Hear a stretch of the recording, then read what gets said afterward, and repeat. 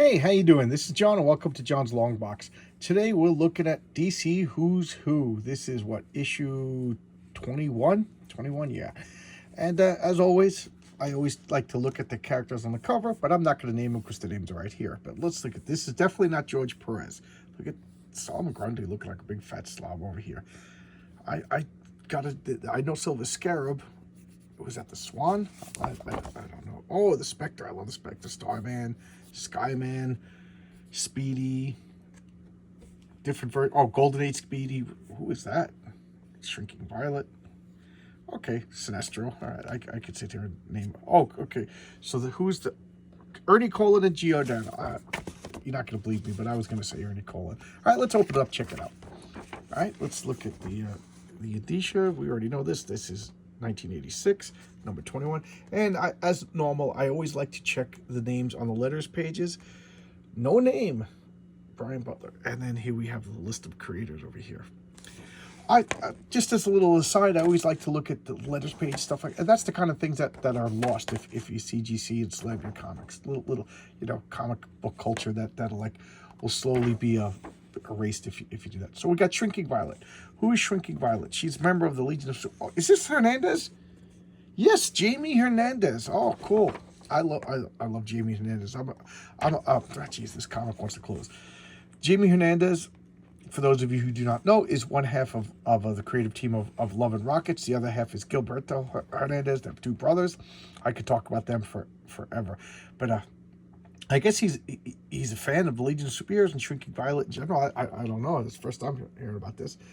But Action Comics 278.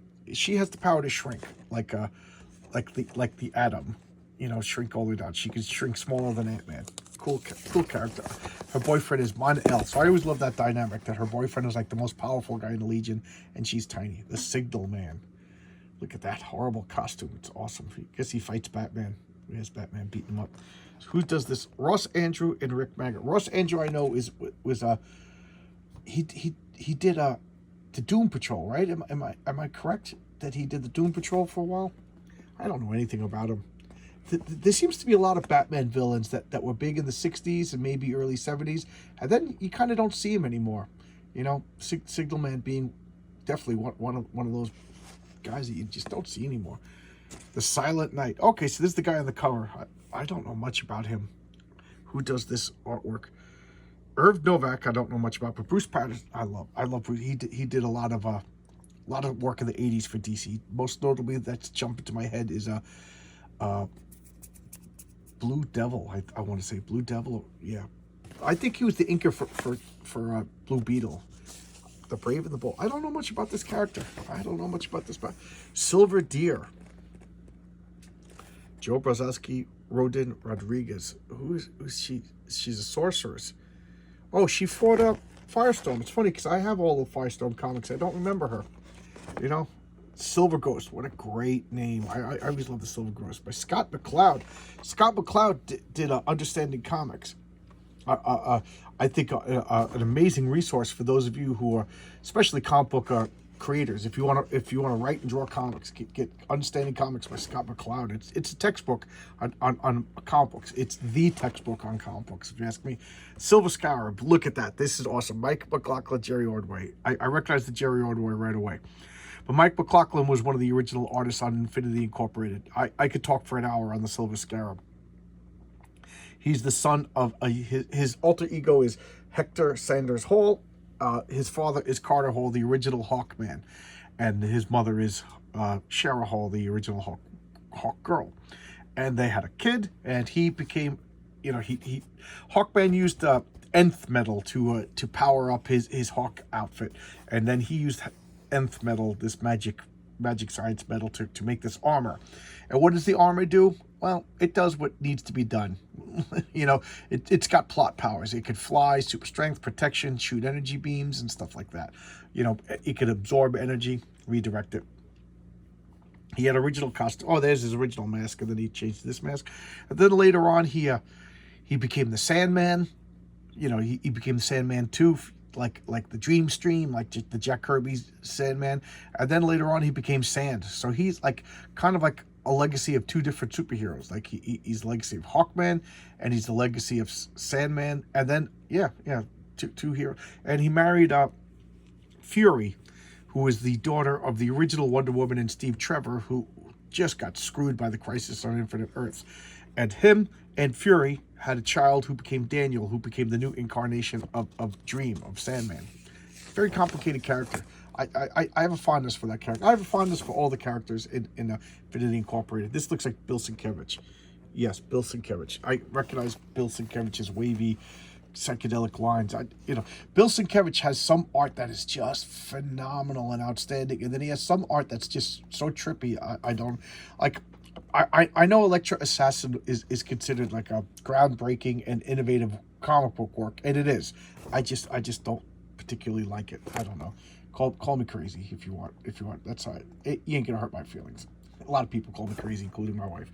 So here we got yeah, she's a Wonder Woman villain. Why do I even look that up? I saw her right here. Sinestro, Space Hitler. That's what he's basically is. He's a space fascist. He fights the Green Lantern, Gil Kane. I didn't even need to look at that. Just something about the way he draws the faces and the hair. I could spot Gil Kane. So originally he was a Green Lantern, and then he became like a Yellow Lantern. And I don't know much about him before the Crisis on Infinite Earths. Green Lantern, believe it or not, is one of my least favorite superheroes. I just find them to be like as far-fetched as far-fetched can be. I like the original Green Lantern. I don't know why. I just like it. But I do love Hal Jordan's costume. So, there's always that. But I don't know. Just I don't like really the lore and everything like that. It just bothers me. Savannah, the original, like he's the Lex Luthor to Captain Marvel, Shazam.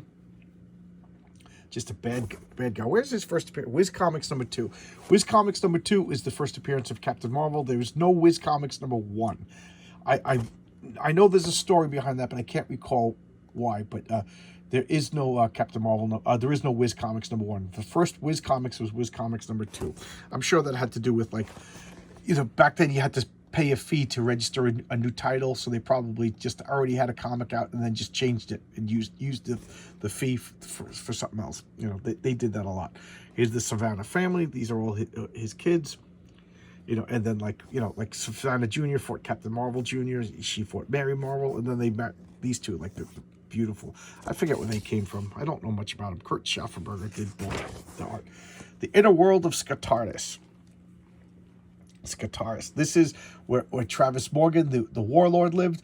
And it's funny because I have all the Warlord comics, but I only read the first 3. So I'm currently in the process of reading the Warlord. I read the reboot. That's why I was all confused. Because I'm a big Mike Grell fan. Mike Grell, the seed of Grell.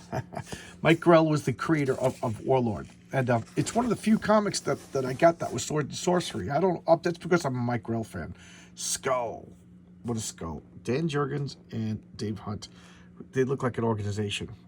I don't know much about them, but it looks like they're fighting Superman. Good bad guys. Good generic bad guys. Skyman.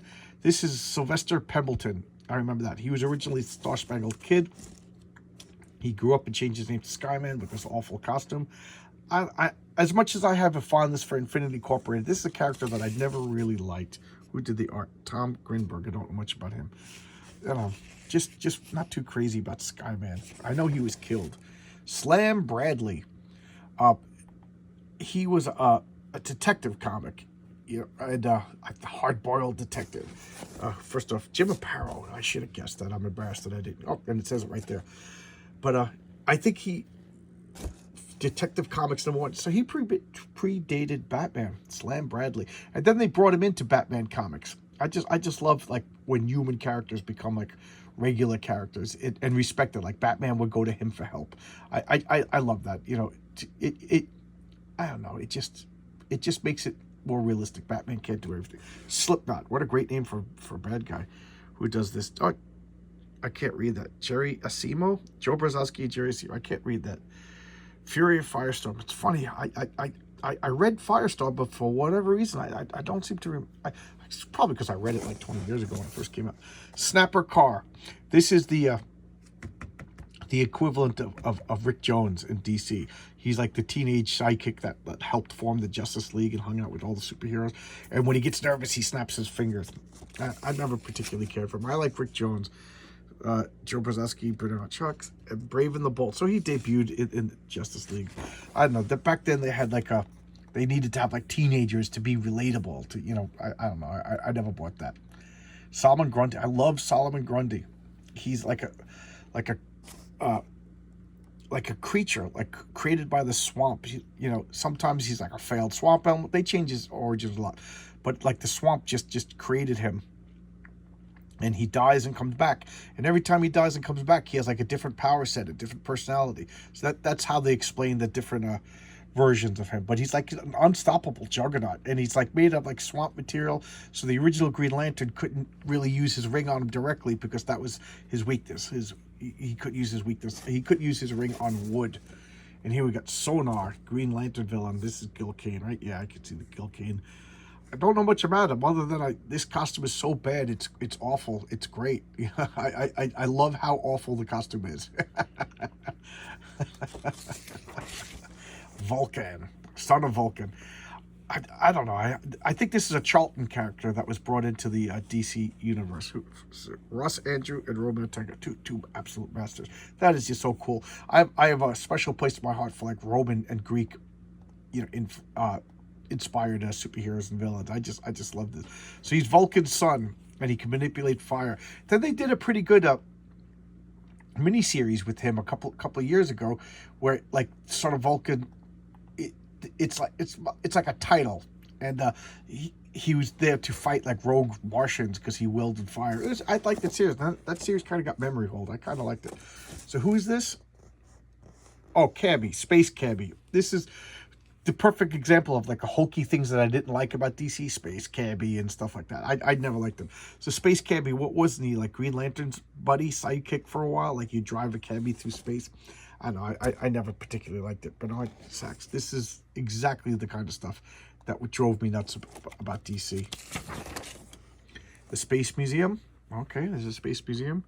Carmine Infantino, Mike DiCarlo is doing a good job with Carmine Infantino. All right, nothing much to say. The Space Ranger. I know nothing about him.